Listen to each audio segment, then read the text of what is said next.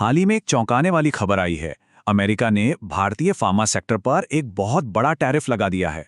तो इस खबर का असली मतलब क्या है? क्या ये भारतीय फार्मा सेक्टर के लिए वाकई उतनी ही बड़ी मुसीबत है जितना सुनने में लग रहा है? चलिए इसी को समझते हैं। तो चलिए इसे गहराई से समझते हैं। सबसे पहले जरा इस नंबर पर गौर कीजिए। 100%। बस इसी एक आंकड़े ने आप कह सकते हैं पूरे भारतीय फार्मा सेक्टर में खलबली मचा दी है। इस पूरी कहानी के सेंटर में है ये एक ऐलान कि अमेरिका भारतीय दवाओं पर एक नया टैरिफ लगा रहा है। और बस इसी एक घोषणा ने बाजार में एक डर और अनिश्चितता का माहौल बना दिया है। इस पूरे मामले को ठीक से समझने के लिए हम इन 5 हिस्सों पर गौर करेंगे। पहले तो ये देखेंगे कि ये चौंकाने वाला टैरिफ आखिर है क्या, फिर समझेंगे इसका सबसे बड़ा ट्विस्ट, जानेंगे कि बाजार में इतनी गिरावट क्यों आई, देखेंगे कौन सी कंपनियां ज्यादा कमजोर हैं और कौन सी मजबूत, और आखिर में उस सबसे बड़े सवाल पर बात करेंगे। चलिए तो पहले भाग से शुरू करते हैं। जानते हैं कि आखिर ये घोषणा है क्या और इसके मुख्य आंकड़े क्या कहते हैं। तो जो बेसिक बातें हैं वो ये हैं। अमेरिका 1 अक्टूबर 2025 से भारत की ब्रांडेड और पेटेंटेड दवाओं पर सीधा 100% टैरिफ लगाएगा। अब ये खबर इतनी बड़ी इसलिए है क्योंकि अमेरिका हमारा सबसे बड़ा ग्राहक है।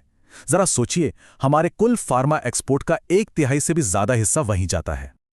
अब आते हैं उस जानकारी पर जो पूरी कहानी को कह सकते हैं कि पलट कर रख देती है। ये सिर्फ टैरिफ के बारे में नहीं है, बल्कि ये इस बारे में है कि टैरिफ किस पर लगाया गया है।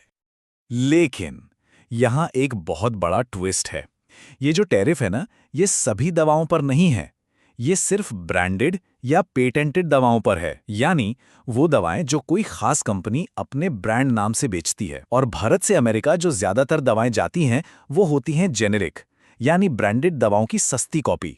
और वो फिलहाल इस दायरे से बाहर हैं। यही इस कहानी की सबसे जरूरी बात है। हमारे फार्मा एक्सपोर्ट का एक बहुत बड़ा हिस्सा इस टैरिफ से सीधे सीधे प्रभावित नहीं होता। तो सवाल ये उठता है कि अगर सीधा असर इतना कम है तो फिर शेयर बाजार में इतनी बड़ी गिरावट क्यों आई? इसका जवाब एक शब्द में है, सेंटिमेंट, यानी बाजार का मूड। भले ही कंपनियों के कमाई पर तुरंत कोई असर न हो, लेकिन भविष्य का डर, वो डर निवेशकों को शेयर बेचने पर मजबूर कर देता है। तो ये जो गिरावट है वो असल नुकसान की वजह से नहीं, बल्कि भविष्य के संभावित नुकसान के डर से हुई है। और ये डर आंकड़ों में साफ दिखता है। घोषणा के बाद पूरा निफ्टी फार्मा इंडेक्स करीब 2.5% गिरा। लेकिन जरा उन स्टॉक्स को देखिए जिन्हें सबसे ज्यादा जोखिम में माना जा रहा था, उनमें 5% तक की गिरावट आई, यानी इंडेक्स से दोगुनी। इससे साफ पता चलता है कि बाजार में डर तो था, लेकिन यह डर कुछ खास कंपनियों पर ही ज्यादा केंद्रित था। चलिए अब आगे बढ़ते हैं और देखते हैं कि कौन सी कंपनियां इस तूफान में ज्यादा कमजोर हैं और कौन सी कह सकते हैं कि अपेक्षाकृत सुरक्षित हैं। तो ये कौन सी कंपनियां हैं? एनालिस्ट्स के मुताबिक सन फार्मा, बायोकॉन और डॉक्टर रेड्डीज जैसी कंपनियों पर खास नजर रखने की जरूरत है। क्यों? क्योंकि ये अमेरिकी बाजार पर बहुत ज्यादा निर्भर हैं और इनके पास ब्रांडेड दवाओं का भी अच्छा खासा हिस्सा है। ये टेबल हमें एक बहुत ही साफ तस्वीर देती है। देखिए, सन फार्मा का जोखिम उच्च है। क्यों?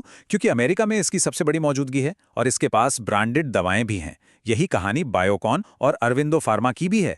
लेकिन दूसरी तरफ सिप्ला को देखिए, इसका जोखिम कम है। ऐसा इसलिए है क्योंकि इसका बिजनेस मुख्य रूप से जेनेरिक दवाओं पर टिका है, जो फिलहाल इस तारीफ से सुरक्षित हैं। अब बात करते हैं उस असली खतरे की जो इस घोषणा में छिपा है। ये वर्तमान नीति के बारे में उतना नहीं है जितना इस बारे में है कि ये भविष्य में क्या रूप ले सकती है। बाजार के एक्सपर्ट्स इसी अस्पष्ट जोखिम की बात कर रहे हैं। असल में डर इस बात का है कि ये तो बस एक शुरुआत हो सकती है। असली चिंता ये है कि क्या अमेरिका भविष्य में इस टैरिफ का दायरा और बढ़ा सकता है। और अगर ऐसा होता है तो ये कैटेगरीज निशाने पर आ सकती हैं। कॉम्प्लेक्स जेनेरिक्स, बायोसिमिलर्स और यहां तक कि एपीआईज, जो दवा बनाने के लिए कच्चा माल होते हैं। अगर इनमें से किसी को भी टैरिफ के दायरे में लाया गया तो भारतीय फार्मा उद्योग पर इसका बहुत बहुत गहरा असर पड़ेगा। तो इस पूरे विश्लेषण का सार क्या है? यही कि फिलहाल सीधा असर सीमित है, क्योंकि भारत का ज्यादातर एक्सपोर्ट जेनेरिक दवाओं का है। लेकिन असली खतरा भविष्य की अनिश्चितता है। ये डर कि पॉलिसी बदल सकती है, यही बाजार को परेशान कर रहा है। तो अंत में एक बड़ा सवाल बचता है, क्या होगा अगर अमेरिका अपना रुख बदल दे और जेनेरिक दवाओं को भी इस टैरिफ के दायरे में ले आए, वो दवाएं जो भारतीय फार्मा उद्योग की रीढ़ की हड्डी हैं? अगर ऐसा हुआ तो इसका अंजाम क्या होगा?